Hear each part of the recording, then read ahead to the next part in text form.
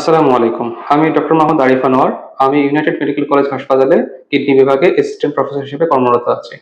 সবাইকে রমজানের শুভেচ্ছা। আজ ১৩ই মার্চ বিশ্ব কিডনি দিবস। আজকের এই দিনের প্রতিপাদ্য বিষয় হচ্ছে are your kidneys okay? Detect early, protect kidney health.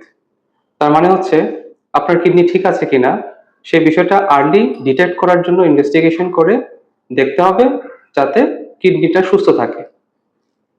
এখন কিডনি সুস্থ রাখার জন্য আসলে করণীয় কি? আমাদের কিডনি সুস্থ রাখার জন্য প্রথমে যেটা করতে হবে পর্যাপ্ত পরিমাণ পানি পান করতে হবে।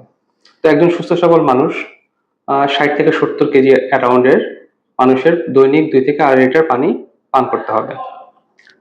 আর কিডনির জন্য খারাপ যে জিনিসগুলো যেমন ব্যথানাশক ওষুধ অথবা অতিরিক্ত অ্যান্টিবায়োটিক এবং কিডনির জন্য খারাপ তৈলাক্ত খাবার, ভাজা পোড়া এই খাবারগুলো পরিহার করতে হবে।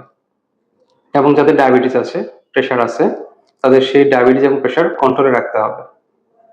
তো কিডনি খারাপ হচ্ছে কিনা এটা আমরা প্রথমেই বুঝতে পারি। কারো দেখা যায় শরীর হাত পা ফুলে যাচ্ছে, প্রস্রাব কমে যাচ্ছে, শ্বাসকষ্ট হচ্ছে, কারো ক্ষুধা-মন্দা হচ্ছে, বমি হচ্ছে, প্রেশার বেড়ে যাচ্ছে। তো এই সমস্যাগুলো যখন আমরা দেখব তখন আমাদের আসলে কিডনি চেকআপ করতে হবে।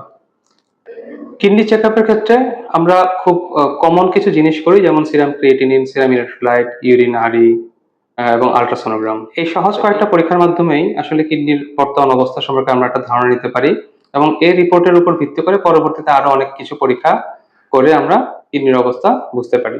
পরিশেষে বলতে চাই, পর্যাপ্ত পরিমাণ পানি পান করুন, কিডনি সুস্থ রাখুন এবং নিয়মিত কিডনির চেকআপ করুন।